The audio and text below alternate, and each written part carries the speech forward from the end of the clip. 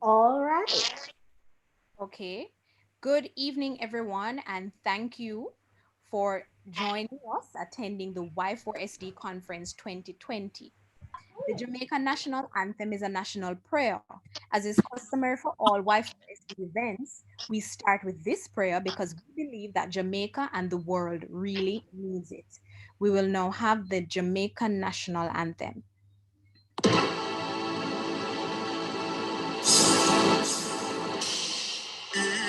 Eternal Father, bless the land. Guide us with thy mighty hand. Keep us free from evil powers. Be alive with us to our leaders, great defender, grant true wisdom from above.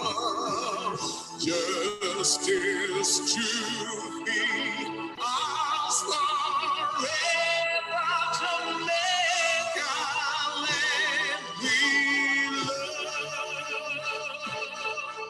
Jamaica, Jamaica, Jamaica land we love.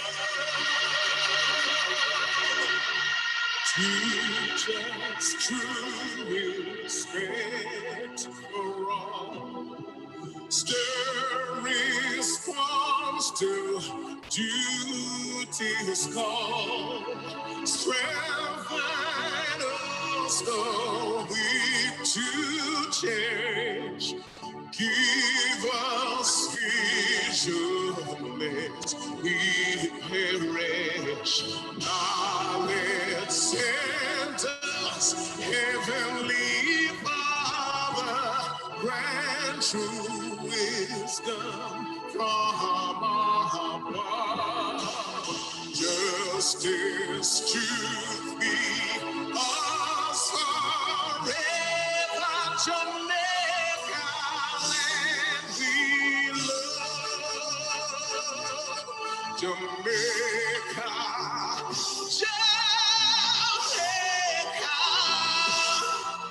Jamaica land we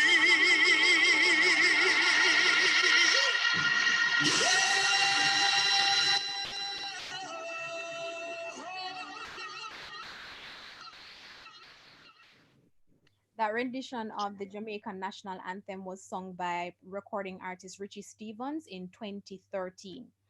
Our host for this evening is Miss Chantel Baker, Y4SD member, of course, and a personable professional who is enthusiastic and set and solution focused. As a human resource professional, she has been able to adapt to varying environments and to enjoy new challenges. Her personal interest is in the betterment of our community, and this is established through 8 dimensions of wellness, spirituality, nature, relationship, recreation, relaxation, nutrition, exercise, and generosity. Welcome your host for this evening, Chantel Baker. Why, thank you. Thank you so very much. Thank you. Thank you. One of my great loves is performing arts. So if I'm a little dramatic, don't feel threatened or in any way uncomfortable. Unless you do actually feel uncomfortable, let me know. Let me know. Thank you so much, Rachel. It's a pleasure to be here. It's a pleasure to be the host of this particular session of Conference 2020 with Y4SD. We are welcoming back everyone who has joined us before, making it day 4 of Making Waves, which is the theme of our conference 5 days, 5 ways to creating social change. Today, we are going to be taking a look at sustainable living through the tiny home movement. And I would like you to just bear with me as I introduce our wonderful panelists for this evening. Starting with Mr. Colin Leeson. From the land down under, Colin is half of the Serenity Tiny House duo as seen on the Living Big in a Tiny House with his wife, Megan. Colin trained and worked as a cabinet maker for the first 15 years of his career, where he learned many practical skills. He then returned to full-time study to complete an IT degree and worked for 8 years as an IT professional before moving to IT management. He took a redundancy in 2013 and started the TLR Race Wheels brand and a digital magazine. While continuing to build these businesses, he works as a school groundskeeper where he enjoys being outdoors and enjoying the fruits of his labor, which I'm sure are literal fruits.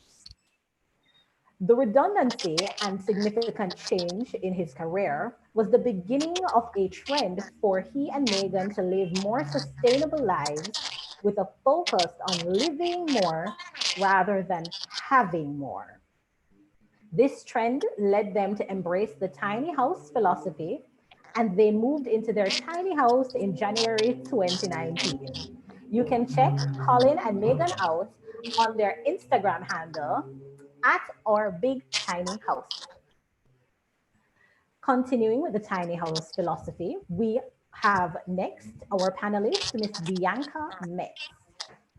Bianca is a Canada-based tiny house owner, sustainable living consultant, minimalist, wife, and mother of one.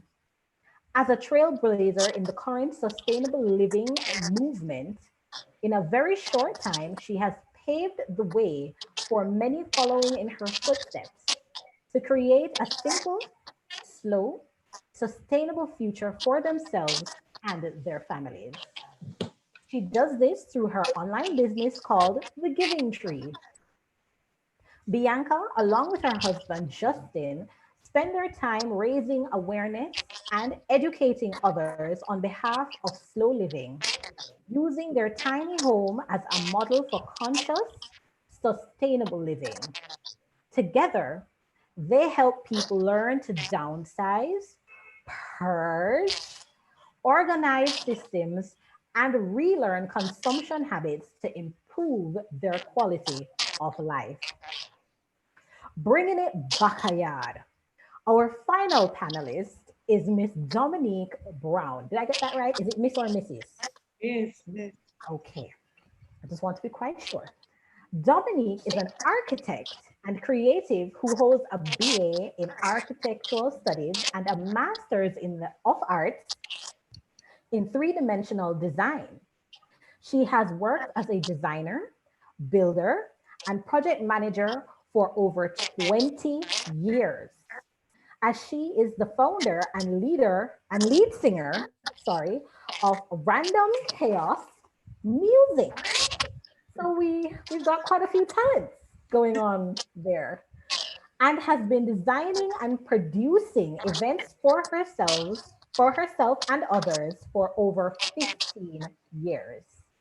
She is also the founder of the Dom Brown Creative, which is the proud prodigy of the JA, that's Jamaica Architectural Services, a boutique service that specialized in custom lifestyle solutions, executing designs from architects, designers, business entities, and private individuals. All three of our panelists have been making waves in the architectural and tiny home movement. Now that we have heard about creating social change as a society and sustainable marine and agricultural practices, we will now be looking at having sustainable homes. Please help me make welcome our panelists, Colin, Bianca, and Dominique. Welcome, welcome, welcome, welcome. Thank you. Thank you. Yes. So, do forgive my headphones. So I'm going to try speaking with. As there's some static. Can you still hear me clearly? Yes. Yeah. Okay. Is it still staticky? Slightly, but better. A bit better. Okay, great. Not sure why that is. Right. Well, welcome, welcome. I am so eager to jump in with the tiny home movement. I am going to try handing over for each of you to just introduce yourselves, if I've missed anything per chance, to our wonderful members and tell us what in the world is a tiny home, because a lot of people hear tiny house movement and they're thinking, we already have that. We have small homes in Jamaica. We have the little pigeon coop. We call them pigeon coop. I don't know if you guys have a pigeon. You know what I'm talking about, like a chicken coop house. We have that. The studio house, we have that. The one little box, we have that. So what makes it so different from what you know? Could you start us off, Colin, and then Bianca? All right. So the difference, I guess, between a tiny house and a regular house probably depends on where you live, I think. In the countries like Australia, we have big houses. And so proportionally, a tiny house might seem very small, but I think it's important to recognise that around the world, a lot of people live in places that are perhaps even smaller than our fairly large and luxurious tiny house. So if you were to ask me that question, the answer would be something a lot smaller than what regularly people are living in. Okay. So Yeah. go ahead, please, Bianca. I definitely agree with Colin. We in Canada as well suffer from large house syndrome, and it's a lot to do with how we measure success. I feel, and so we have the scale movement of living in a small apartment, living in a rented unit or a townhouse, and a bigger house, and a bigger house, and a bigger house, and a bigger family, and a bigger house. So for a tiny house, specifically, I live in a tiny house on wheels, but that would only really require me to move around, which I don't.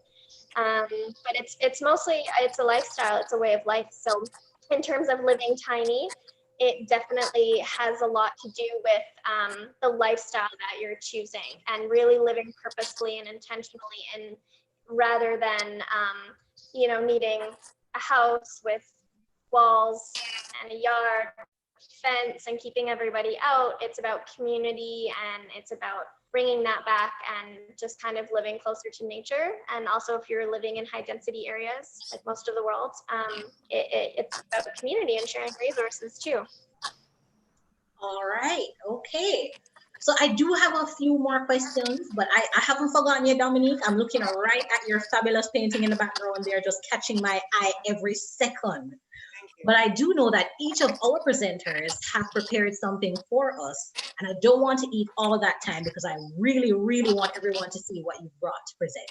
So starting with Dominique, if that's okay, your presentation at this time. Okay, hi, good night. Hope everybody is well. So I'm trained as an architect. I have practiced in theory. I have a master's in three-dimensional design. So there's a loophole in Jamaican architecture that says that as long as you get the stuff approved, you can get it built.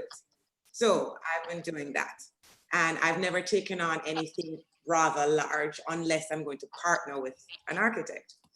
So I've had to be very creative in my approach to design and execution. So I just want to make very clear that I am trained as an architect, but I'm not registered in Jamaica as an architect. So I want to make that very clear. I don't want to get in trouble. So I had the lovely pleasure of doing a master's in England, and I focused on how architecture was a form of social control. And it's so funny that you guys mentioned the idea of the size of your house representing your idea of success. So I had this whole little plan going. I'm going to go along that list that you kind of cut into it. So where are we from? Jamaicans, how did we get here? We come from a culture of villages. So if you come from a culture of villages, the yard, the center space, is the play space where people commune would be a large space. And then you'd have sleeping quarters around there or sleeping quarters adjacent to that. We were moved from Africa to Jamaica, and we were put back in that type of lifestyle, but in a not in the most pleasant way. So we're still living in villages, which have turned into ghettos. And while living in the villages and having these small houses, we always admired the man on the hill with his house. And we assume that success is the larger the house is, the better it is. So it is quantity over quality. Now, a couple of years have passed, and we don't really realize it, many of us, how our culture affects the way we look at things. But what has been very funny is the idea of luxury has changed. So even though we might think a large house represents success, the reality of maintenance, the reality of the fact that it requires investment, time, effort, and longevity. A lot of Jamaicans are starting to realize that it is not quantity over quality. It is quality over quantity. So you have a family, a typical middle-class family in Jamaica, and they have a large 5-bedroom house or a large 4-bedroom house. The children move out, and the parents are left alone. The house cannot be divided up or rented out. They're left with this big space. The children come to move back into the house. That's not always pleasant. So we have a wonderful opportunity, since we're having a challenge where people want to own their own yards. They don't want to live in an apartment. And in Jamaica at the moment, we have this massive boom of apartments and townhouses where you feel that you're constantly caged in. The option of a tiny house is a great solution.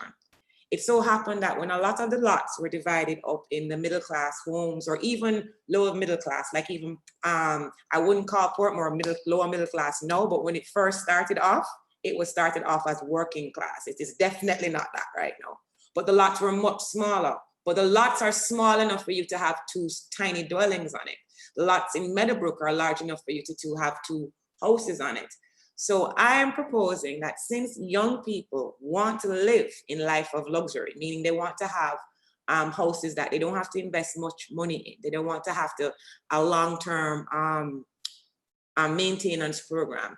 They want to buy good things, not a lot of good things. They just want enough for their lifestyle. They want to travel. They want to move around.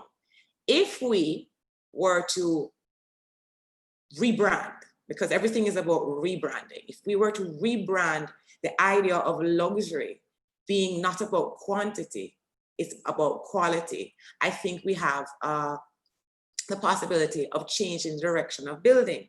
A lot of young people who are professionals now, who are in their 20s, I'm in my 40s, want to buy houses. But they don't want to buy something that is going to require them not to be able to travel. Even with COVID, they want to know that they can travel to the country and they don't have to lock up the dogs and they don't have to make sure somebody's doing this and they have to turn on the lights. They want to have something that requires very low maintenance. I think it's a great time for us to rebrand tiny houses for middle class, upper middle class persons. We could also rebrand, because Jamaica has a very large Airbnb sector.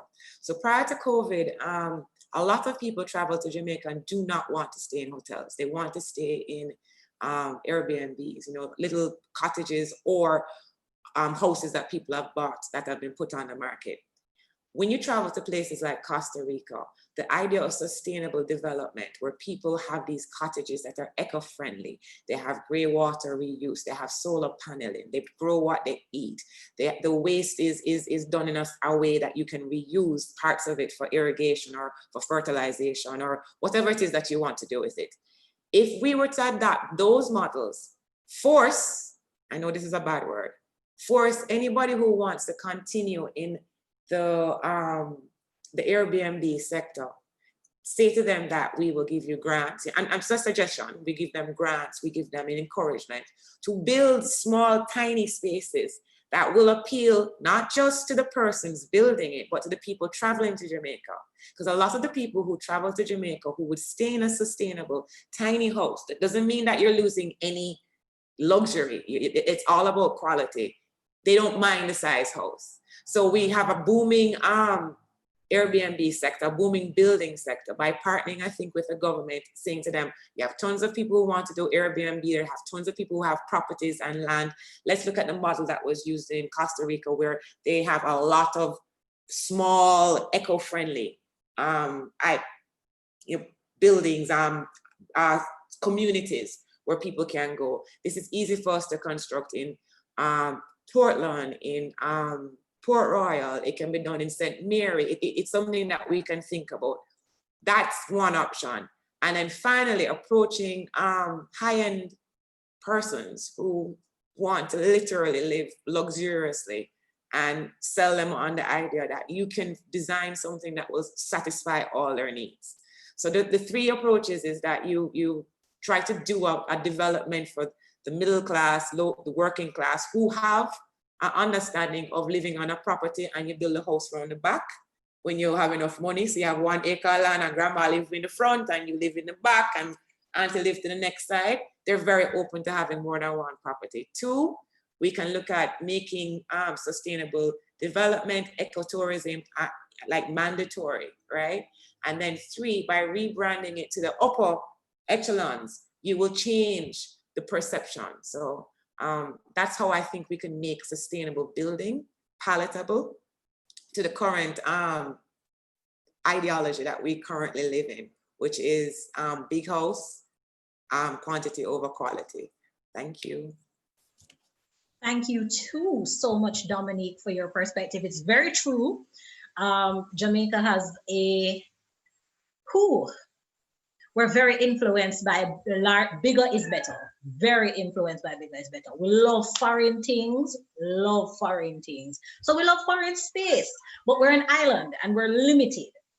And that's why I want to hear from Colin, because Colin does not lack for land.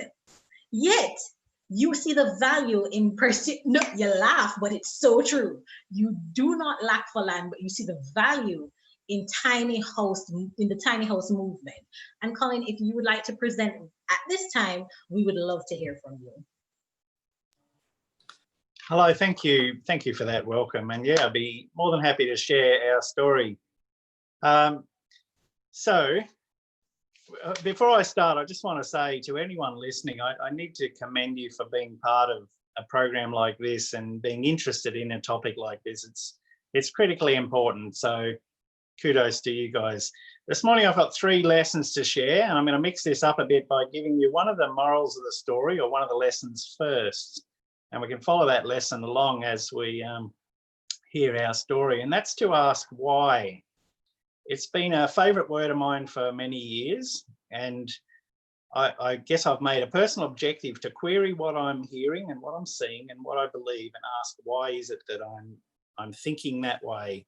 And often that means challenging popular opinion. Now, hand in hand with the word why, I use the word trajectory. And where this becomes important is to look at how things are now, what they were like, say, 20 years ago, and therefore what they might be like if we continue on the same trajectory to move forwards. And what might that result be, and do we need to change? And both in housing and as well as in environment, clearly there are some alarming things if you look forward. So remember why and trajectory, both in the future as well as you listen to our story. So really quick recap of the background. So yes, I went to school, didn't feel like studying at the time I finished school, was creative with my hands, went into cabinet making. During the time I was working as a cabinet maker, I married Megan, we had 2 children. Probably in my early 30s, I began to look at those earning the big bucks and saying, maybe I'd like the big bucks too. So went back to university, studied IT, get into IT, lots of money in IT, moved to the big city, Brisbane, worked in IT, progressed up the ladder like you do to IT management and sort of middle management in IT. So I was working in the government. That means lots of politics, lots of meetings, not a whole lot of job satisfaction, I have to say. I found myself, like people do, in, I guess, the fast lane, which means long hours, stress, still broke, but wanting more. In 2012, we had a change of government here in Queensland and redundancies were offered, and I thought I would accept one, so I did. And this led to my why moment. I'd planned for a month off to just sort of chill before looking for a new job. During that time, I spent time with Megan and my daughters who were teenagers at the time, sort of after school and before, and was enjoying that. And then as I was starting to look for work again, the more I was looking for work, the more anxious, but I have to say the more sad I was, realising that going back to do that job that I was doing, I was going to be missing the things that I was experiencing at that time. And so that led to a decision saying, you know, what's life really all about? Now, during this time, Megan's background, she had worked as a teacher's aide at a school. It was a low stress job. You could leave work at work and come home and not have to be worried about that after hours. You had time for the family. I have to say, I'm a bit embarrassed now remembering back to the time when I was sort of thinking or wishing she would get a better job so we could have more stuff. And of course, that came with the realization for me that we live in a culture of more. And I've given a couple of presentations with the topic being the culture of more. And that's what it's about. People just want more stuff, more prestige and more things. You know, the bigger house, what was spoken about before.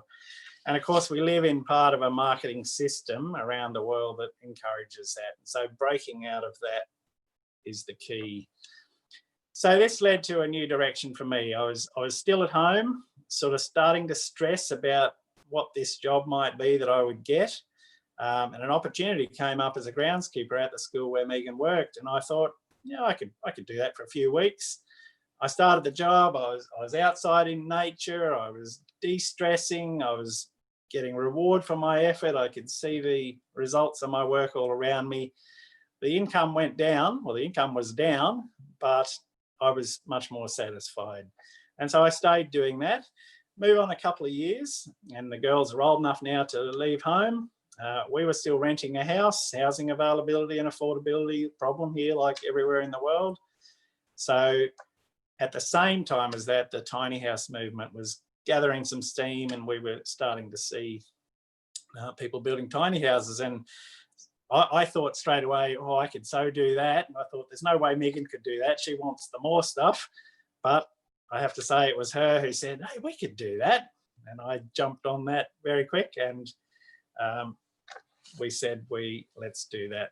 So the choice for me at that time, and what drove the decision, I guess, was, the kids are leaving, we're renting a house. Do I want to go back to a professional job with those negative things in order to make the big bucks, to get the big house?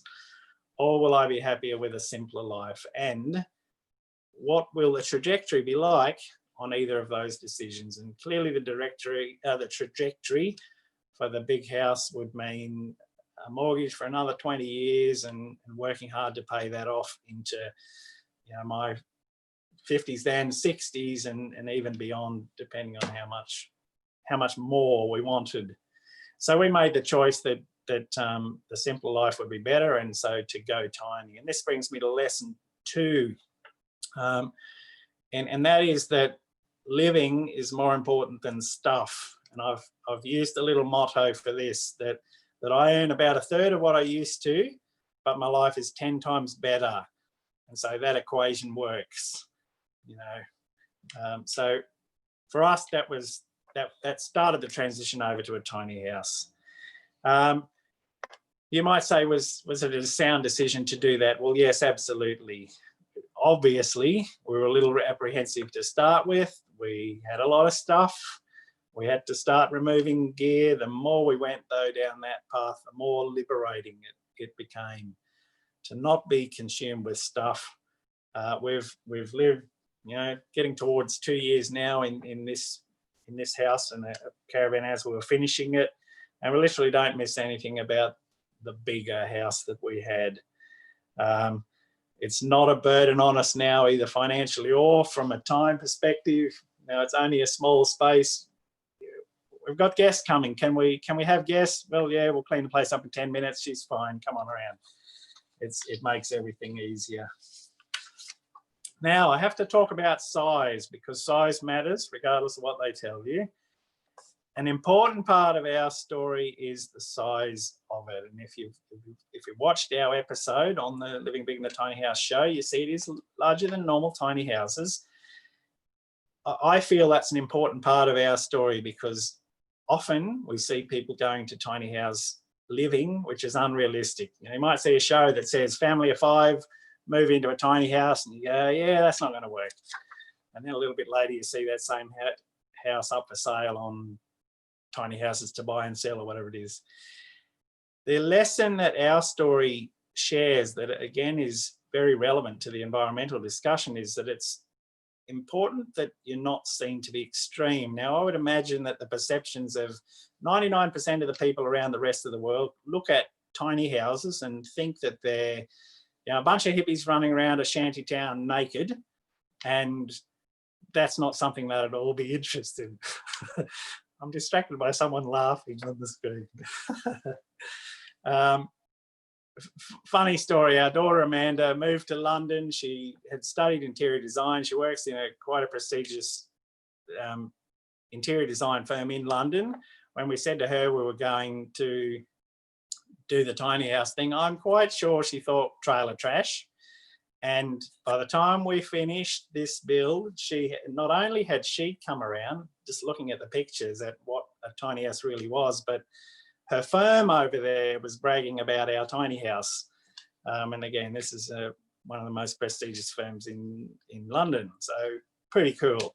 The lesson here, though, lesson number 3 for environmentals and tiny houses, is that extremism results in alienation. So in my mind, and the example I hope we're setting is to move people in the right direction. If you can get people moving that way, that's a big first step, rather than trying to get one person along the line but turning 99 away. So from an environmental point of view, it's made a kind of a cascade effect of our own environmental journey. We live in a smaller environment, so we've got a smaller footprint. We've got our garden growing outside. We're gearing up for solar and water and off-grid and everything else, but then smaller house means less time to work to clean it and more time for family, and less expenses inside means you might be able to spend just a little bit more for the environmentally friendly product that might have been out of your budget if you had the really expensive house. And further in our neighbourhood here, we've started a bit of a community. We live in a neighbourhood of big houses. It's a sort of an inner Brisbane but big properties place, and amongst those people we've got a real interest in our house and sort of sharing things. So the ripple effect of what we've started is growing. Probably time for me to wrap it up. So in conclusion, at the beginning I shared about why being my question. Here at conference, talking about environmental stuff, why, and asking why, and listening to what you hear, and you have to listen to both sides to be unbiased, and questioning what it is you hear is really important. And obviously this crazy year with all the stuff's going on, you see lots of examples of people with polar opposite views on things, politics and COVID and everything else, and thinking about why that happens is so critical. So I encourage you to do that. Couple of thoughts just to finish. You may have heard this one before, and that is to consider the person lying on the deathbed. Would anyone at that stage say, I wish I had more stuff, or I wish I'd worked harder, and I wish I had more money? Sadly, for many people, that's the time when they realise what's important in life. And look, I'm really grateful that I was in my mid-40s when I was awakened to that. So I'm pleased that I figured that out. And you know, our story, I guess, if anything I can hope for people listening is that you might learn that lesson too of what's actually important sooner rather than later. And being part of an environmental conference like this, you must be on the right track. So keep doing it. That's it for me. Thank you. And thank you, Colin. That was excellent. Of course, building on top of what Dominique had said is the rebranding and the change in perception, because you had to come to a change in your belief system, your thought process, to say, no, more isn't really a status of success, because if I'm earning all of this money but I'm still miserable, I can't possibly really be successful. And you had mentioned that you were earning 1/3 what you used to earn, but you had 10 times more living that you were doing that was way more meaningful. And so therefore, just launching off of that, we're gonna ask Bianca to present, because not only did I mention that she was a minimalist, but I saw purging in that introduction. And I know they all go together, because you can't downsize and not purge. So let's hear from Bianca as she presents to us, and we can learn a thing or two from Bianca. Awesome, thank you. I'm going to share my screen if that's okay, because I made some visuals for you. So just give me a thumbs up if you can see the screen here. I can see the screen. Beautiful. So I won't be able to see you for a moment, but that is okay. Oh no, I can see you. Beautiful. Okay. So sustainable living. So this is our little house here. I'm currently not in it. I'm in the primary residence on the property, because I have a 3-year-old and he is sleeping. So I'm in this building. So my husband and I live on 6 acres of land in Ontario, Canada. So we live in a 240 square foot tiny home with our toddler. And we are land stewards on the property here. And so the bylaws, I'm sure, but both Colin and Dominique can speak to bylaws and zoning and different things that don't support sustainable living models. Tiny houses are one of the biggest sustainable living models that you can look at, smaller dwellings. And so we are, when I kind of mentioned, or in the profile anyway, that we're a bit of trailblazers. Our model of living isn't quite supported by our current province. And so we're doing what we can to fight that and lobby for allowing this to be supported as a way of living. Because of the affordable housing crisis here and across the world is going to be a detriment to generations existing now and future generations. So we essentially have a deal with the owners of the land that we take care of the land, we give back to the land, we do the land a service by understanding its biodiversity and keeping and protecting the ecological systems that are here, the ponds and the wildlife, but also, you know, giving a little bit back to it. So we have quite a few large gardens, and we have a beehive and chickens on the property, egg-laying chickens. And so we're really living with nature, and we're really utilizing it to benefit our lifestyle as a self-resilient and self-reliant lifestyle. And as everyone found themselves isolated in a pandemic, this was really beneficial because we could grow our own food. We didn't have to rely on big corporations or grocery stores to get a lot of the things that we needed. Again, Canada's a 4-season climate, so that was a little more difficult, and it will be more difficult in the fall. But the fact is that now we can rely more on ourselves than we do have to on a lot of other people. So that's kind of where we are now. How did we get here? So we this is a few more photos that I have to show you. So this is our garden here in its inception, and you can see how it's grown right here in a different view. This is just a little photo of our tiny house here, and then my husband with the bees, and just some more minimal inspiration photos. I thought I'd just add those in there so you could get to see where I live. But our journey. So my husband and I, just as kind of Colin was mentioning and Dominique spoke to, this kind of scale model that we find ourselves in. I'm 32 years old. I did what, you know, every young person was supposed to do, graduated high school, went to university, got a degree that I'm not using, that was really useless, and now I'm, and you know, I found that now I'm, you know, thousands of dollars in debt, expecting to buy a house, buy a car, live the life, have a baby, do all the things. So it's the formula.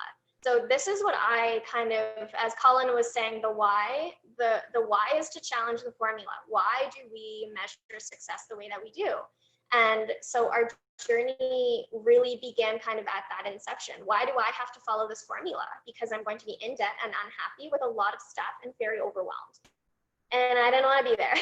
So we kind of, my husband and I took things into our own hands. We've been together for all of our 20s and now into our 30s. So my husband is also an outdoor education teacher at a private Montessori school. So he works at a forest school and he works with the land, and he's an outdoor wilderness expert. And so he came to the table with just understanding and respecting nature to begin with.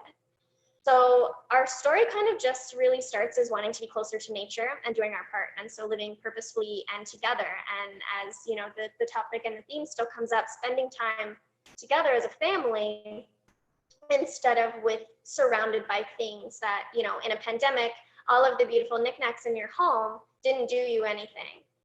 But the people who were there, and maybe the books that you bought, or your shoe collection probably didn't do a lot for you, but perhaps the beautiful relationships and the connecting and community, if you had spent, or time was spent building something like that, that can really serve our souls. So that was kind of where we found ourselves, being surrounded and being uplifted. So one of the biggest things that I think is really important to remember when living sustainably or embarking into a sustainable career or sustainable lifestyle is respecting nature. And so I have this kind of just highlighted here. If you don't have a relationship with nature, how are you going to want to protect it? And so we have this issue, this challenge right now in our, definitely millennials and everywhere really, is this disassociation with nature. And so that really at the heart of wanting to change the world and fight climate change and fight social change and social injustice and marginalized communities and fighting for such, to uplift and to uproot, we really have to have a connection with nature. And that's really at the root of a lot of things. And having that relationship is going to build a lot. So the transition, so what motivated us to downsize? So a few things, environmental, time for what matters, affordability, and earth care and fair share, which are a few concepts of permaculture that I'll kind of get into a little bit later. So every step that we took in life was always rooted back to how it affects the environment. So our footprint, our waste, we try to live a low impact lifestyle. And so how does this affect nature, and what are we doing that is a complete detriment to the overall issue of climate change? And living large is the biggest one. Our consumption habits are the biggest driver for fossil fuel energy, for greenhouse gas emissions, and for climate change in general. So my husband and I just kind of thought, how do we make a change? How do we do a service and do something different? And so encompassed into our lifestyle and what we wanted to do. And so essentially we just wanted to create time for what matters and also live affordably. So living in a smaller dwelling allows us to do that, which is so lovely because our overhead is quite low. And we don't have this huge house that we're paying a huge mortgage for, and we don't have a ton of bills and, hydro bills and water bills and all of the things that, it might look really great that I live in a big house and all my friends are super happy they can come over to my massive backyard and my great pool and all the things, but the end of the at the end of the month, I'm the one that gets a bill for that, not them. And so optics are very important. And I knew I was just done with the formula. And it's funny now because all of my friends who are still on that trajectory are always saying, can we just hang out at your place? It's so peaceful and it's so beautiful. And I just want to be with nature. And come on over, let's go in the garden. And so living more intentionally allows us to take stock in what we really need. So living in a multi-purpose manner allows us not to consume, which, getting back to Chantel's point, purging and kind of releasing all of the stuff that we don't need is such an integral part of living sustainably. Because the more that you purge and the more that you assess your needs and assess your habits and live intentionally and live a multi-purpose life, you will really find that so many things have so many different uses, but then you also don't need so many things. You need a few really good things that are really good quality, you know, whether that's ethically or organically sourced, instead of constantly consuming. Because if you buy, say, that $60, $20, $30 winter coat every year, you know, taking away and finding ways to eliminate things that we don't need, we can, you know, maybe in-source money from a different area where we're paying maybe $200 for a cable internet connection that we might not need. So eliminating different ways that we're kind of outputting a lot of our money can reallocate some of the resources that we might not be able to find at the end of the month, and just really assessing those things. And so people struggle with that, and that's okay. And this is all, no one's going to be perfect doing this. So something I haven't really talked about a lot is permaculture. So permaculture is this really amazing kind of ethics and principles that we're adopting and that we've really designed our property on. So I'll just kind of read this out. Permaculture is a set of design principles centered on a whole systems thinking. So directly utilizing the patterns and resilient features observed in natural ecosystems. So we know that nature heals itself. We know that nature always has a way to protect itself. Nature, animal, ecosystem, all of those things. So use these principles in a growing number of fields, from regenerative agriculture, rewilding, and community resilience. So permaculture is very based in how everything affects everything. So for example, the property that we live on, and I know Chantal, Dominique, you had mentioned this a little bit, in using what's in the natural ecosystem.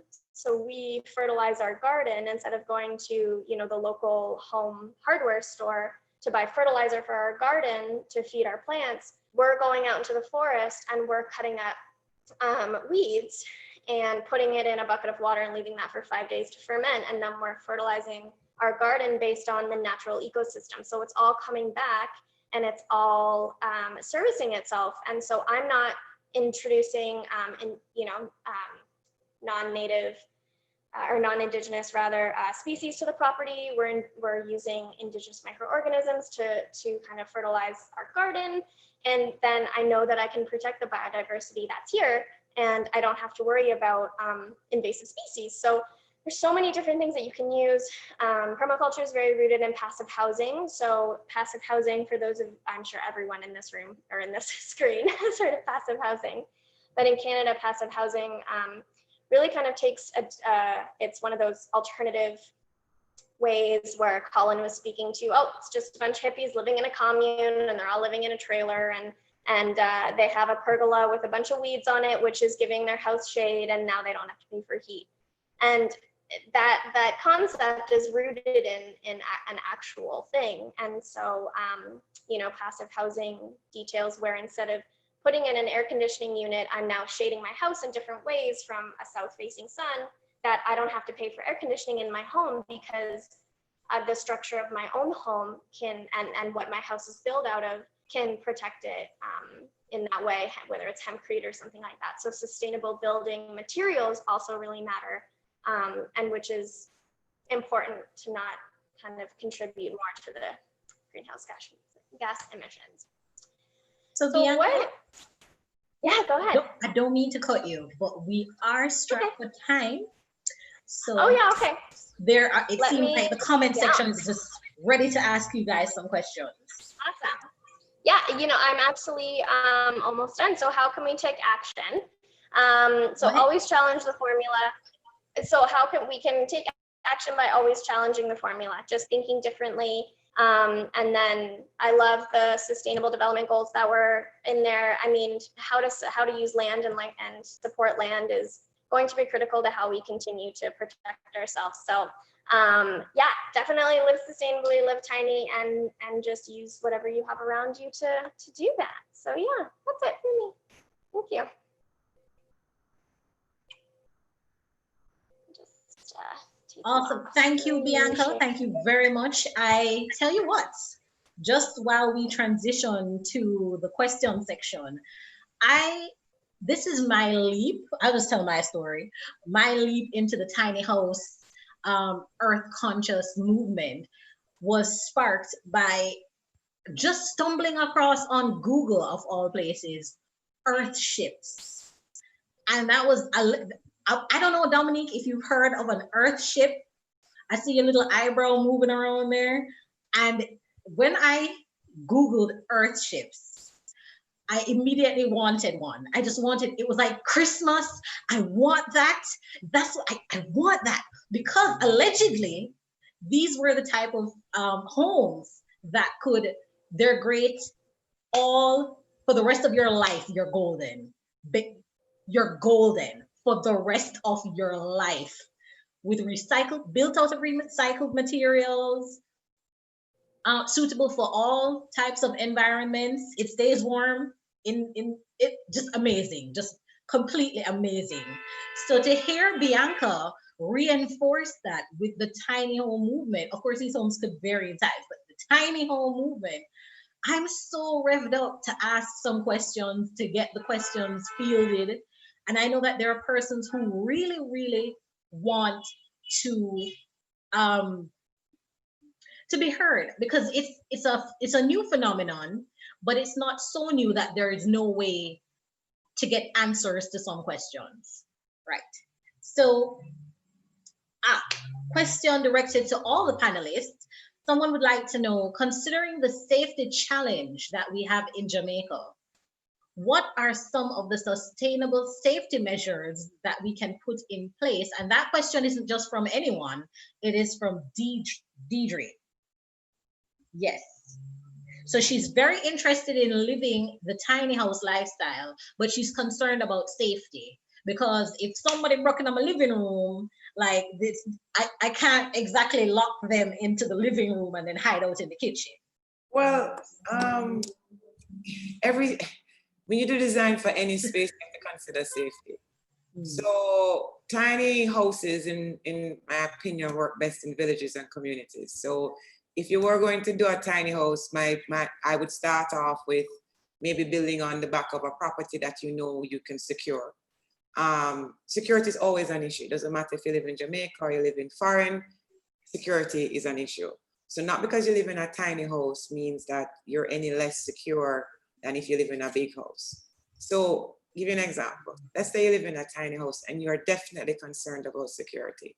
The money that you spend to build the extra room, you can buy bulletproof glass for your living room. So the same amount of time it takes the man to break into your house and crack the bulletproof glass is the same amount of time it's going to take him to cut the grill. You're never really safe. And that's just a reality of life. You have to be vigilant about your safety. So living in a small house does not mean that you're going to, or a large house means you're going to be any more protected. You got to be smart about your security. This is true. Thank you for that, Dominique. Somebody was saying Alcor windows and doors for your Alcor windows and doors. There are other people in Jamaica that do windows too. You have to support everybody. For Colin and Bianca. I'm not gonna side with them. I like them, but they're not paying me. Okay. And if you buy the film online, if guys are actually really interested in actually putting a film on your glass, you can buy the film online yourself and put it on your windows. I mean, everything is doable. And especially because you don't have a large space, the cost is different. If you were to decide to do the most expensive windows and doors ever in Jamaica, and you're gonna have 5 doors versus 50 doors, you will find the money for 5 doors because it's gonna give you what you want. It's just more cost effective to live smaller. You can have luxury. It does not mean, it just means that, you know, you have to be conservative. That's all. You can have luxury.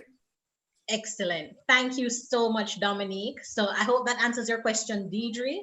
For Colin and Bianca, if you are not able to move or to create a tiny home of your own, move into one or create one for yourself, what are some of the things that you can do to live the tiny home lifestyle despite not actually being in a tiny home?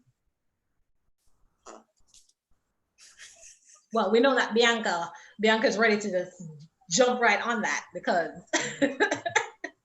Yeah. Oh my goodness, so many things. You know, living small is such a mindset. The dwelling at the end of the day is just the cherry on the cake. And so really just as Colin said, you know, ask yourself the why and then build a dream from there. Ask yourself the who, the what, the where, the when, the why. What matters? What really matters to you, and start eliminating what doesn't and living purposefully. So living purposefully and living intentionally are so important.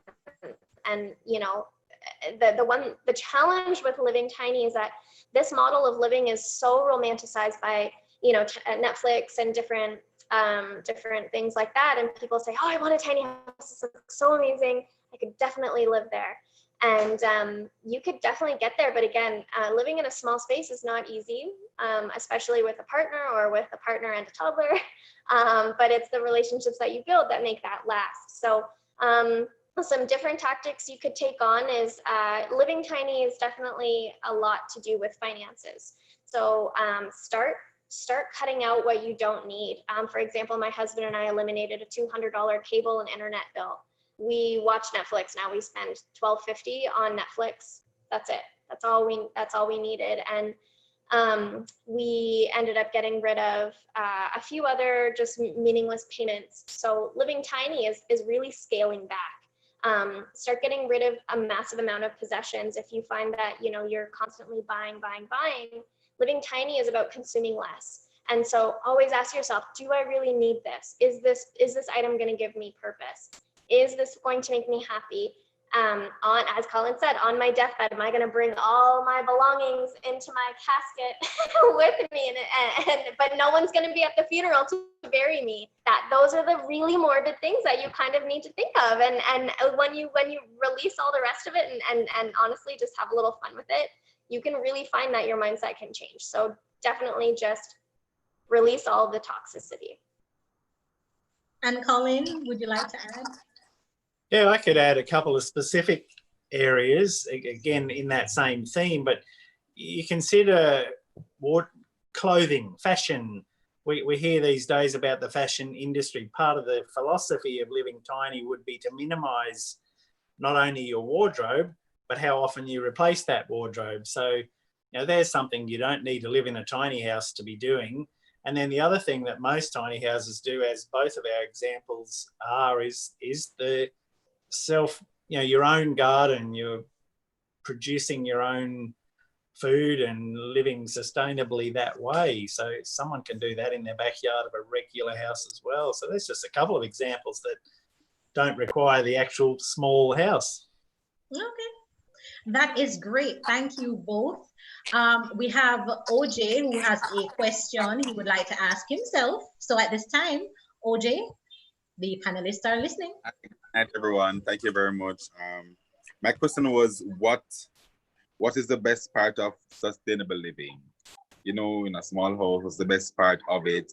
And then that's one question. I have another one. I also want to know what are the three things one would have to do to make the transition between, you know, how we're living now to living in a small home or living sustainable.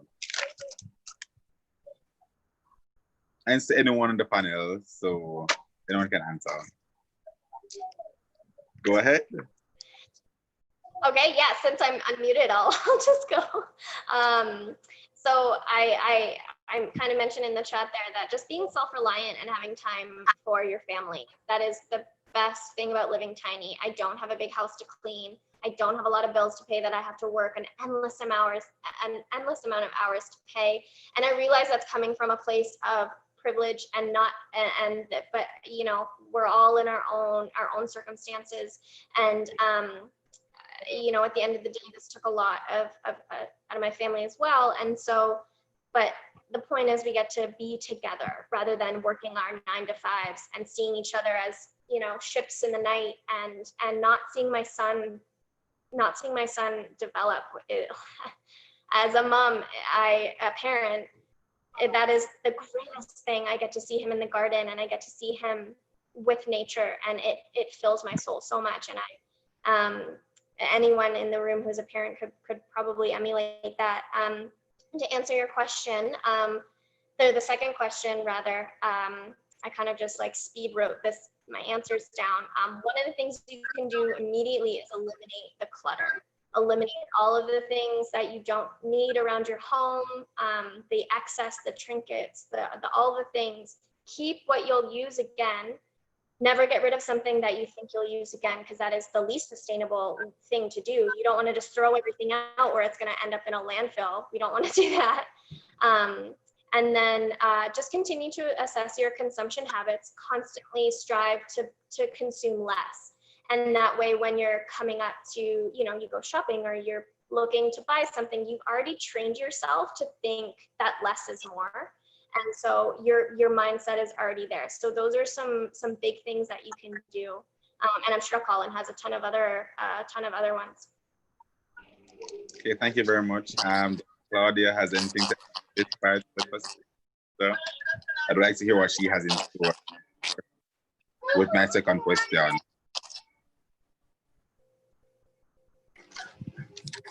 Okay, Colin, you can go.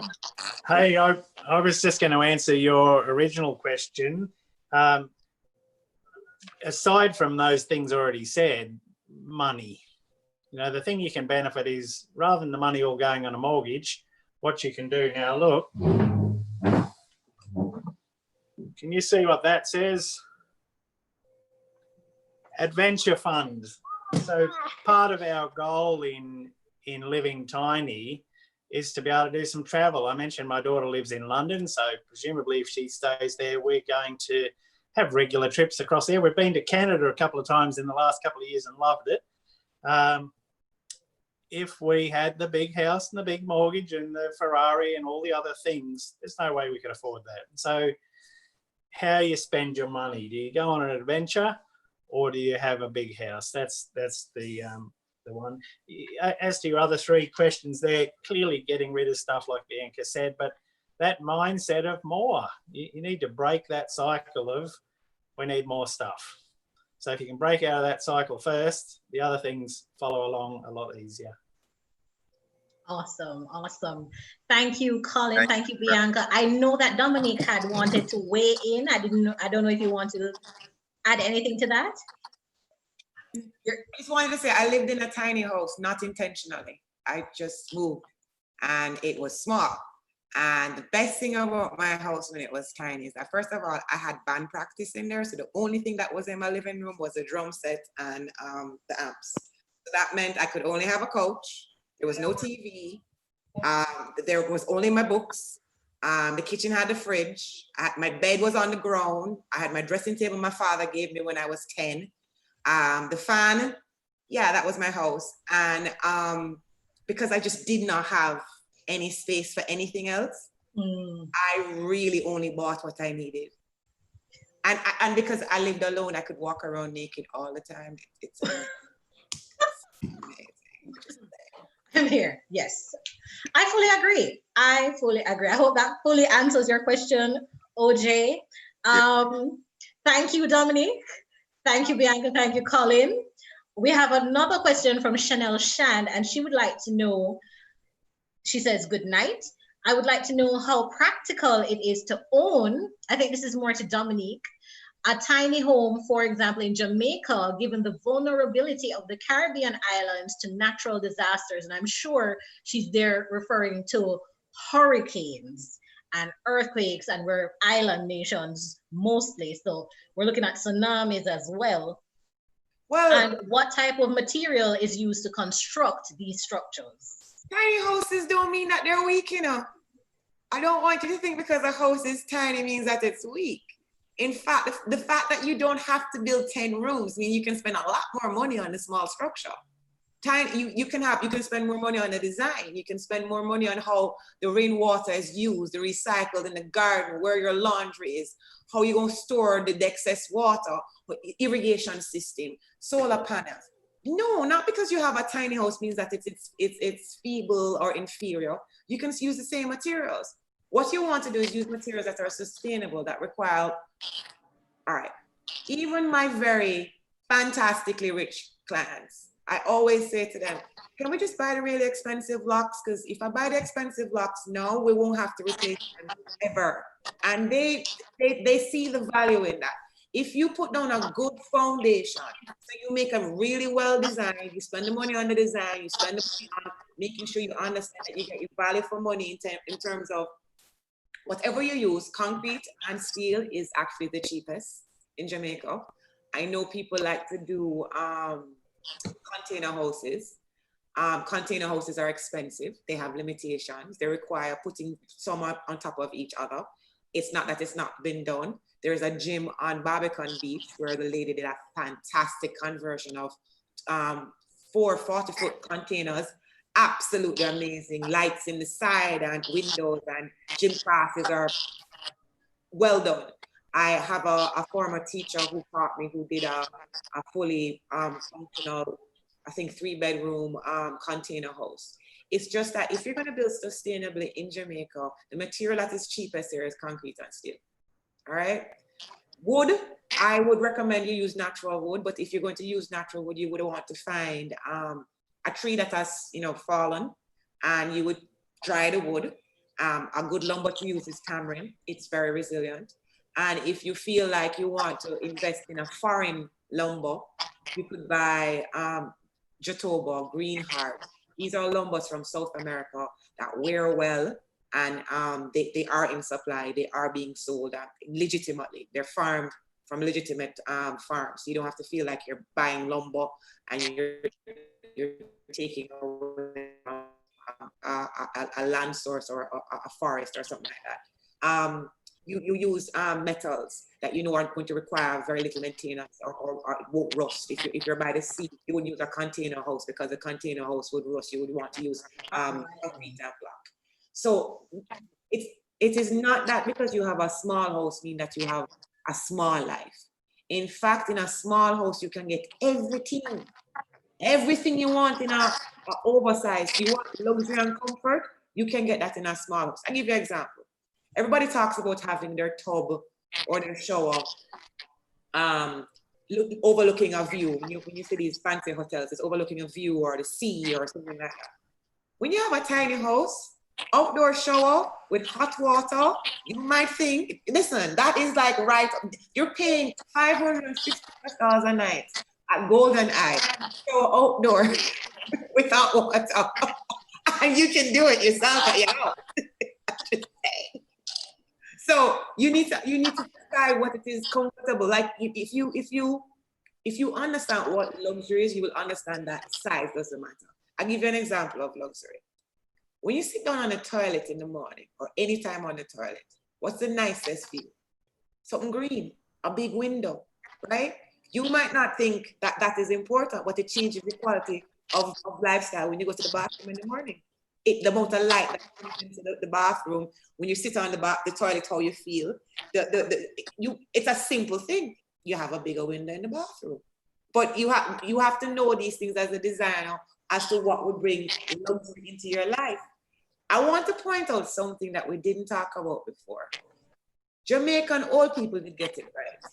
You talk about that one room where you have a veranda around it. Your grandmother did get it right. They say one box, and in the one box you have the one bedroom and the sink and the bathroom outside. They got it right. The houses were cool. They required very little maintenance. The houses could move. Okay, you could lift up the house and just put it on the back of a flatbed and pull it and go somewhere else. The houses lasted long in terms of the construction of how you put the houses together, the joint that is used. So it is us, our generation, and by my mother's generation, and before, I'm gonna blame them because my mother's generation before, the big house became really important. And in the 80s, when Jamaica was making money, when economy was doing very well, when Singapore came here to copy us. I just love to say that because we once had use. Yes, when we were thinking sustainably in the 60s and the 70s and the 80s, when we had we thought ahead, like our labs like separate, our labs were being used by international. We had visionaries before. And I think what has happened is that the visionaries that were accommodated are not being accommodated now. It might have something to do with the way communism, and I'm not blaming communism, but you know, the whole love and let us be environmentally friendly and let us work with our neighbors. We're not doing that anymore. We become very selfish and we become very individualistic. And we got it right before. Your grandmother used to have a house, our father have a house behind her, the auntie have a house on the same property. I need to go to work. You're at your house, you're my father, you're gonna look after the kids. I'll be back in 2 hours. You know where your children are, you know what they're up to. You have security because you have your family living on the same property, you have security. And I just wanna go back. So I've moved from that cottage that I lived in for so long, 10 years, because it needed to be condemned because, you know, it just got really old and they didn't have the money to renovate it. And I had to move somewhere. And it is so funny. All of the aspects of living in that tiny house are the same aspects that I look for when I move to my next house. Now I'm lucky enough to get an upstairs and downstairs house this time, but it still has the drum set in the living room. I still have the bed on the ground. I still have very minimalistic furniture because I enjoy that.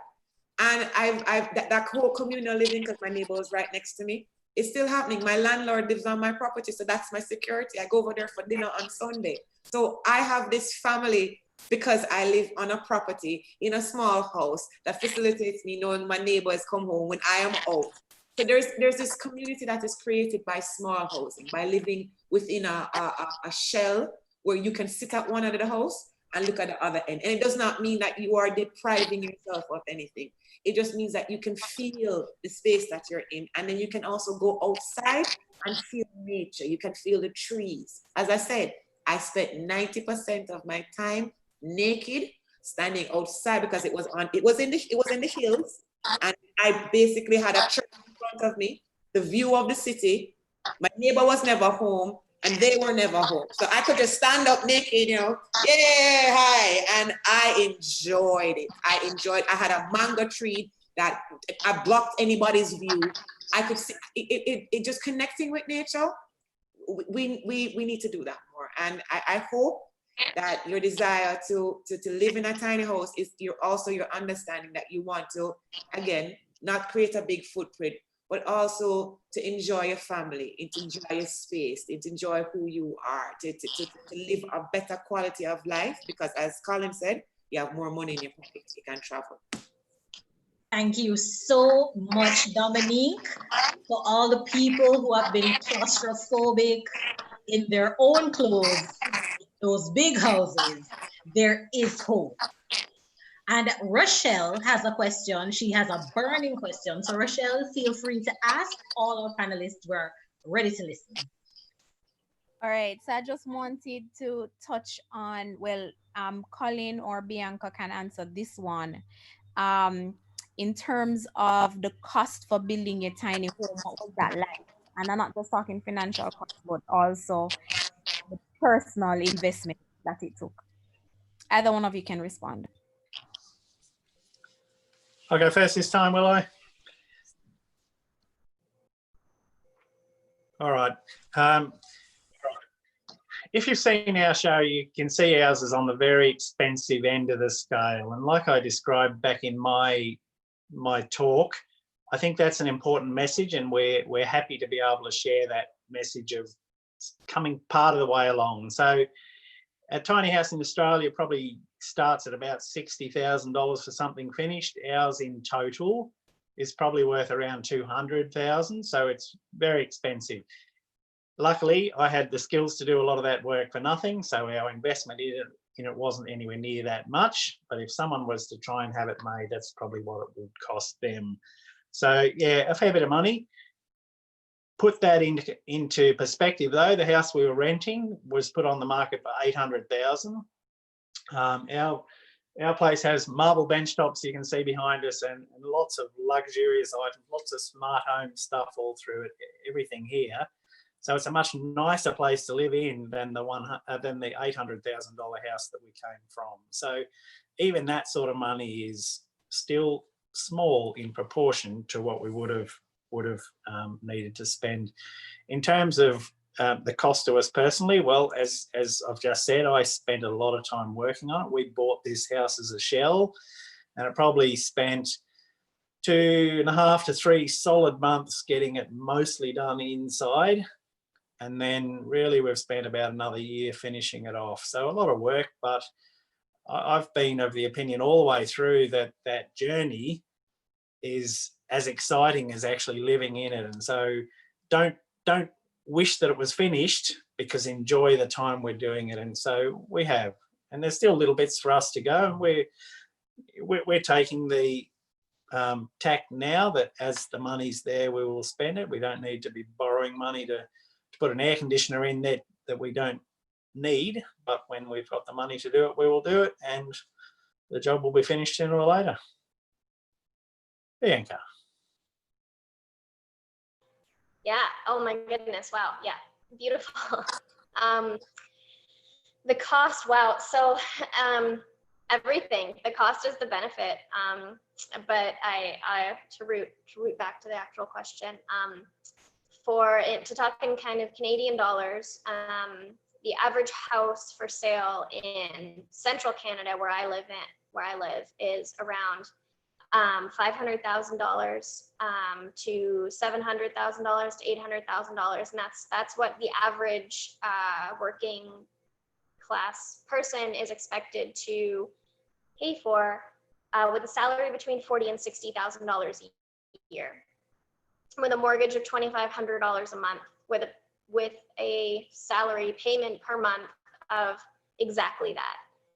So we're suffering from this problem where you have now $50,000 in debt from university, and you're expected to be pre for a mortgage to buy a home for $500,000, $600,000, because that's how much they are, and you can't because you don't have that job that you need just out of university. And there's so many different things to consider in that realm, and that's just speaking to kind of the middle class sector of people who do go to school.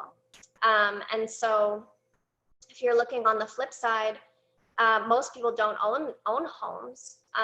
Some people are lucky enough to get into the housing market, and people like me got the hell out of there. I sold my house, and I took our money and I frickin' ran. And honestly, we wouldn't have never bought our house if it weren't for the bank of mom and dad. And it kills me to say that, because it's just a reality. And I understand that, as I said, everyone's circumstances are different, but that's a reality we're living with in Canada. And that's not even the worst of it. On the West Coast, houses are $2 million and people are making even less. It's ridiculous. And so the housing market and the affordable housing crisis is huge. And so now we have a ton of people who can't pay for their homes, who are foreclosing on their mortgages, and who can't buy a house. But people who own the homes are sitting there thinking, well, I still want top dollar for my house. I still want this money. No one's buying. Foreign investors is also something that is really tough, because then they, houses are purchased, and then it's $3,000 a month just to rent those. So you're finding that we need to think differently, and this is what Dominique was talking about, where like thinking and retrofitting things that are already in existence, buildings that are in existence, land that's in existence. That is a huge bringing people back to bigger properties. People aging out who would have to go into little condos. It's why is that the formula? Why do my parents who are going to retire have to leave their house because they can't take care of it? I'm going to move home, and I'm going to live in their backyard, and I'm going to take care of their house. I'm going to take care of them, and then I'm going to take over that house, and then I'm going to do the same thing. And it's just like, what the bring everyone back. And so this multi-generational living, Dominique, I feel like we need a separate Zoom meeting. And so this is what's happening right now, is that people are so like, I just want my house, I want my walls, and I'm just going to do it, and I'm going to suffer for it. And so that's not okay. So to really answer your question, it's a lot less if you think differently.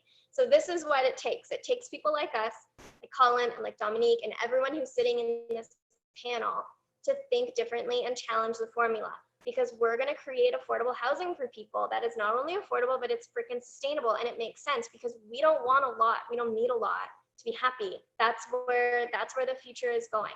My tiny house was $60,000. I sold my condo, our condo, for $400,000, and I took the money and I ran.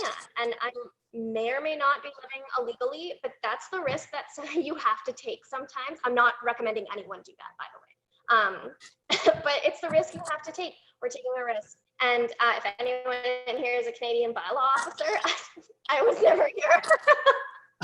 But the cost is worth everything.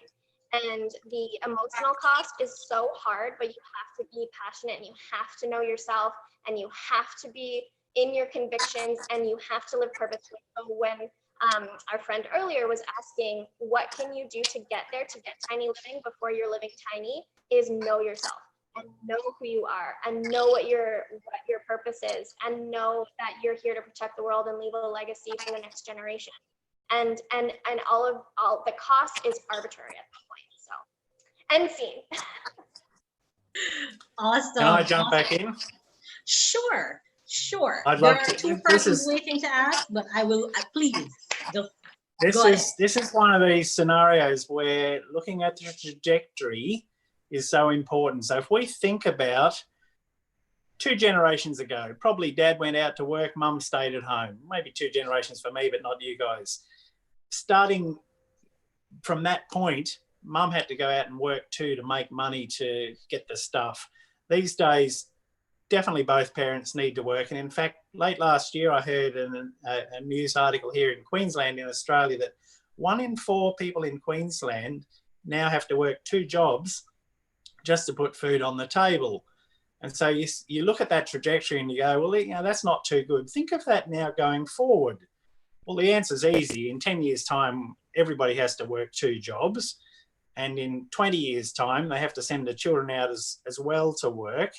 And in 25 years' time, everyone has to work 3 jobs. So clearly the system is broken, and looking forward at what might happen proves that so well. That's what I wanted to mention about that issue. The other thing that's come up a few times by both Dominique and Bianca is the multi-generational living. And again, looking back at the way that used to work, Dominic, you spoke about it.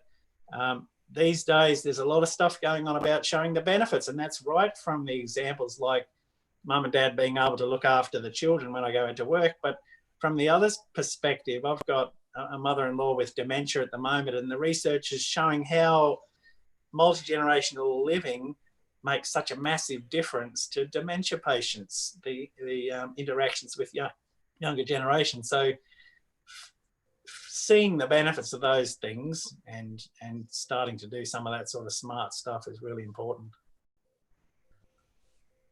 Awesome. Wonderful. Thank you, Colin. So we have Rochelle. Rochelle is going to ask another question on behalf of someone else who really wanted to ask their question, but they're having some difficulty. So go ahead for me, Rochelle. All right.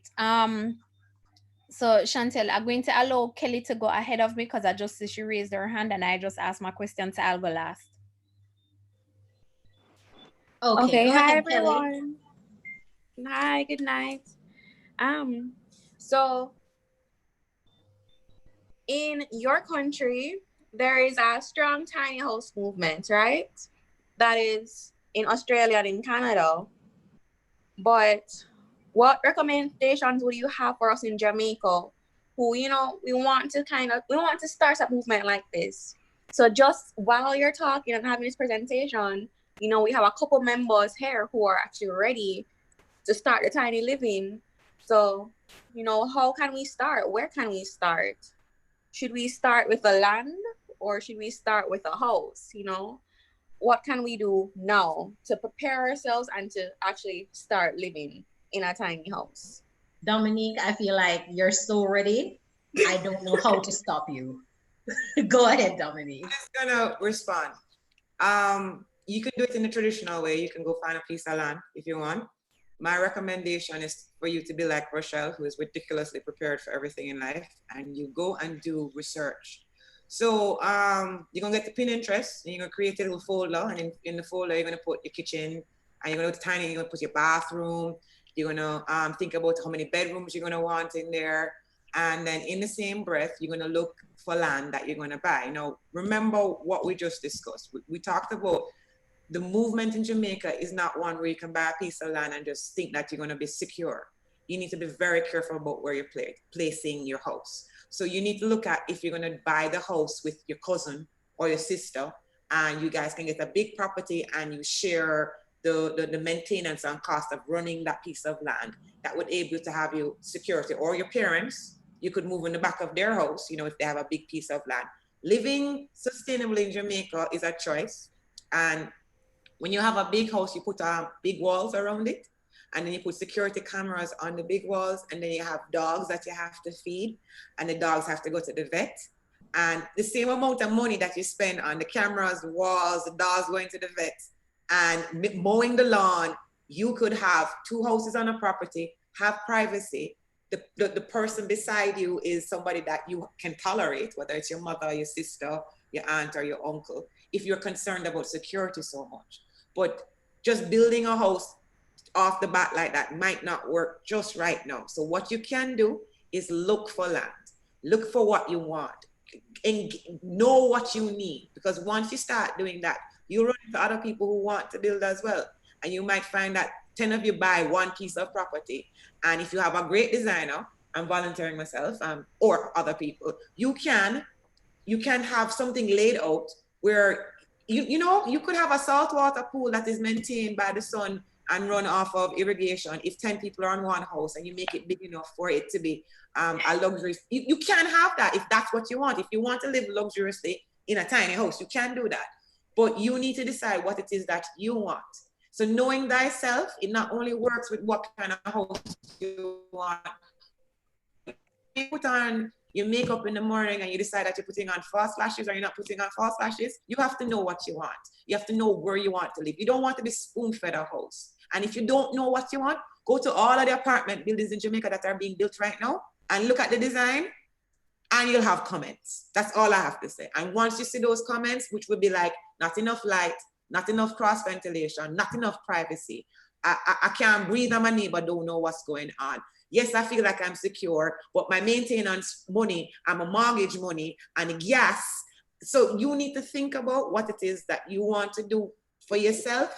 And just to let you know, most people don't reach that point in their life at all. Colin talks about it happening to him in his 40s.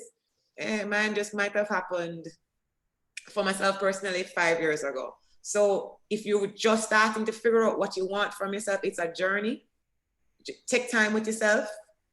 Take time with your decisions. You don't have to know. If you're not sure, go find a house which is similar. Walk through the house. If you like, for instance, the cottages in Negril that were designed by Marvin Goodman for Negril cottages are one of the most beautiful set of cottages I've ever seen built out of wood. If you could turn something like that into a sustainable living house, but you would have to say, hey, where in Jamaica would you have a cottage? And by asking, you'll come across different people. There's some fantastic cottages on the North Coast and South Coast that are rented to individuals. And you could live in it for the rest of your life. It has every single thing that you could possibly need.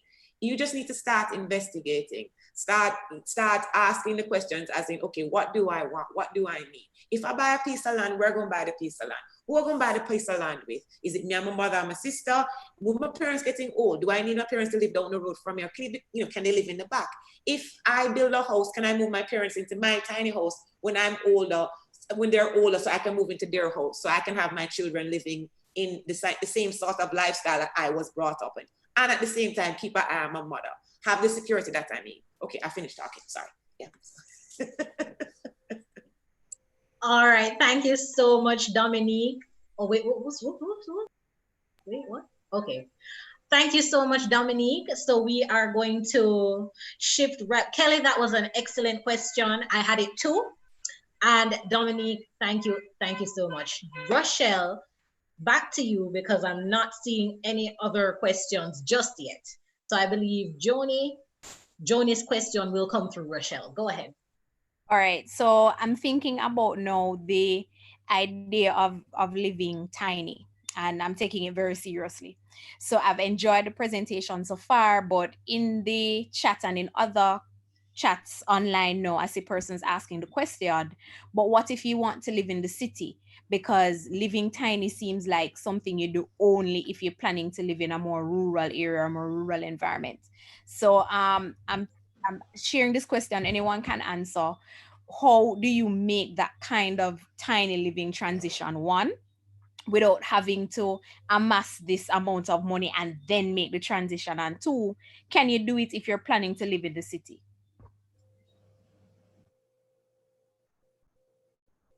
Okay, everyone okay The if I city answer? specifically Kingston. Okay, I'm gonna share my screen again and show you a picture that will be very inspirational, I'm sure. Okay, so there is a photo here that I want to okay, so if you look here, so these are all incredibly high dense urban centers. So you can see this is all apartment living. This is, a courtyard that's being turned into green space. These are condos that have been retrofitted for growing and growing vines up. So passive housing and cooling is a thing. And then again, here it's utilizing rooftop space to grow your own food. So the reason I'm showing you this is because living in high density cities, it might seem almost impossible to do something like that, because living tiny, then you're living in a cube, or you're living in a condo, or you're living in, you want to live tiny, you want to get some green space and different things. But you can make that happen in so many places. So this is kind of going back to thinking differently and seeing things that aren't there. And I know, Dominique, when you mentioned three-dimensional design, my mind was blown, just like the first three sentences you said in meeting you as a human. I was like, three-dimensional design, like, it just sounds so beautiful. And it also, I just made up what it was in my head, and so maybe we can talk about that one day. But it to me, it spoke, seeing what's not there, seeing everything from every angle. And so when it comes to living in the city, you might not look for land. You might not look for something like that. You might look for a small, even a small house or a big house, but you're retrofitting the interior to allow multi-level living, but that doesn't have to look like a duplex or a triplex. Or again, something where so many people are living and they're all over top of each other. It's about community. So finding out who's living around you, or if there is a piece of property that's for sale, purchasing that together and living in town, no car, you can walk to work or bike to work or commute to work if it's safe, and all of those things. And Hamilton, where I live, is extremely high dense. We have a huge homeless population, mental health and addictions. Our downtown cores are struggling so much with crime, and people are wondering, how do I maintain living in the city and working down in the city, and feeling safe and feeling affordability wise, and also living a quality of life. And a lot of it has to do with retrofitting the buildings that already exist downtown. So lobbying your city councilors or municipalities, going and fighting for it yourself. I'm an environmental activist, if that didn't become a little clear in my entire conversation. I fight for this. I fight for this here in Canada. I go to City Hall and I talk to the dinosaur people that are in council, the old white guys that don't want to make any change. No offense, Colin, you're there. But these men are sitting there puppeteering, and so I go and I say, "What? I have a solution for the affordable housing crisis. This is how it will work. This is how it can serve people in the city who want to live here, in the country who want to live there. we need to look at this because you can suck it with your property taxes. No one can pay them anymore. You can suck it with your water taxes. No one can pay that anymore. No one's even getting fresh drinking water anymore. So there's that. And so there are so many issues that if you are wanting to live this lifestyle, you're going to have to be the person to help change those things. And it's such a really great position to be in. And so that's kind of a really huge way to do it. You know, no one's going to give you this lifestyle. No one's going to say like, look at this pretty tiny house in the country, please buy it and it's all yours. It's not going to happen. You have to do the work. And so if I believe the question before was, how do I do it? Where do we start? We're ready. So many things to do, and you're more than welcome to message. I'm putting it out there that you can reach out to me as well. I know Dominique will understand the economy so much more than I would, but paring down and doing things to live small, that's my jam. And so, yeah, it's just a matter of totally thinking about it differently and being the one to enact change. If you want to live in the city and you want it to be safe and you want it to be everything, you got to be the one on the front lines.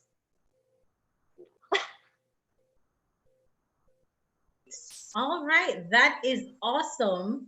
That is so awesome. Thank you, Bianca. Thank you, Colin. Thank you, Dominique, for sharing your time with us. We're gonna wrap this up right about now because I think we're all out of questions. But I would just like for each of you to give us, that is Y4SD. Sorry, I'm so sorry. Joni just messaged to say that she has a question. Joni, if you could just drop it in quickly, and you're probably going to have to target just one of our panelists. Okay, my question is simply this. As Y4SD, because it was brought up, we do have a Help the Homeless campaign. You had talked about lobbying. How can we implement the tiny homes? You know, you were stating that you lobby Congress, etc. How can we utilize tiny homes as a part of our Help the Homeless project? I would absolutely need to look into more details, socioeconomic differences between Canada and Jamaica. So I wouldn't want to make any assumptions with that. But I mean, people who don't have a home to live in are people who don't have a home to live in. So it's intersectional. So the things that I can say about how to help those people, you know, it's systemic. And so mental health and addictions and different things, it's all so interconnected to help addictions and mental health. Living in tiny spaces in communities that are protected, in even if it's a downtown core, like building laneway homes. If in Jamaica you have areas with that, you know, driveways or lanes in which are concrete space that you could put different areas in. We have a few of those communities here. The thing, yes, sorry. So sorry to cut you, Bianca. I know that you're on a roll. This is your steam, but I do have to wrap up now. And so you can talk with Joni off the air, if that's okay Sure. with you. In fact, if any of you would like to leave your details for us to contact you, any members of the Y4SD, especially the ones who are like, I'm ready, I want to hit the ground running, what do I, all of these questions, could you just write in the chat, give us your information, or you could email my, Rochelle or the Y4SD team, and we would be happy to liaise with you in the future. Because trust us, there will be a future. There is just too much potential for this to not go forward. And we really, really appreciate your time, your presentations, everything that you would like to share with us, that you have shared with us. Also, I know that Bianca has the Giving Tree. So to the members that are watching, check out the Giving Tree. Also check out Living Big in a Tiny Home, Tiny House, that they go through some gorgeous, gorgeous tiny homes through all over the world, USA, Canada. I'm sure one show was in Guatemala somewhere. It's awesome. If you have any questions and or queries, not just Joni, but a lot of other people would like to talk. Guys, thank you so very much. If you want to post your contacts in the chat, you can do that, panelists. And of course, I want to thank everyone who has joined this conference, this session on the tiny house movement and how they can get involved. And for the panelists, we should give them a humongous round of applause because they have just shared so much. We can't pay for this kind of knowledge. And we know that. We definitely know that. So thank you so much. So of course, tomorrow we have another session as well. But if you've missed any part of this session, you can definitely go to the Y4SD on YouTube and watch it from the start. Don't miss out on this good stuff when you can watch it from the whole thing on YouTube. So after this session, you can go on YouTube and definitely check out everything. If you have any questions that were previously answered, it's all there. Also, I would so appreciate if you could just fill out that quick, it's not even a good minute type of survey that will be after this session has ended. It's just the shortest possible survey, but it would mean the world if you could complete it. Thank you again to our attendees and our panelists. And we would just love so much if you guys would liaise with us in the future because we just love you guys so much. And exactly what you stand for is exactly what we need for this generation and for future generations. As I heard in yesterday's session, I am because we are. And that's exactly the type of mindset that is the tiny community. So everyone helping someone is fabulous. Thank you again so much. Deidre is saying thank you. Davian is saying thank you. Rachel is saying thank you. Felicia is saying thank you. And it's just so wonderful to see everybody getting involved and feeling so a part of it and revved up. Woo, making waves with Y4SD Conference 2020 Tiny House Movement. Thank you again, guys. Thank you so very much. Thank you. Is there any action words that right before we all go? Are there just each panelist, could you tell us an action word that Y4SD needs to go with into the rest of 2020 on the tiny house movement? If you just one word, just one action, just go ahead and do. You know mine already, don't you? The word is why. Why? Think about the why. Why are we doing this? I'm going to steal from Colin and say, know thyself. I like that one. I feel like there's a lot we could take from Colin. Know thyself and why. And yes, I'm stealing. Definitely stealing. Thank you, Dominique. And Bianca? All you need is less. All you need is less. Boy, that oof. We can have an offline discussion about that because I have a tendency to collect. We're just gonna leave it at that. Thank you so much again. Bianca Metz, the Giving Tree, guys, you need to check it out. Also check out Colin Leeson on YouTube. If you haven't seen the video with the tiny house living big in a tiny house, you need to watch it, get some perspective. And of course, thank you so much to Dominique. She has, listen, if you need to know anything that needs to be known about anything about architecture in Jamaica, reach out to her and you need to check out her music. We didn't even get to get her sing. She sings. But thank you again, everyone, and have a wonderful evening or day or night or morning, wherever you are. And we will see you for tomorrow's session where we will continue to make waves. Thank you. Bye. Bye. Bye.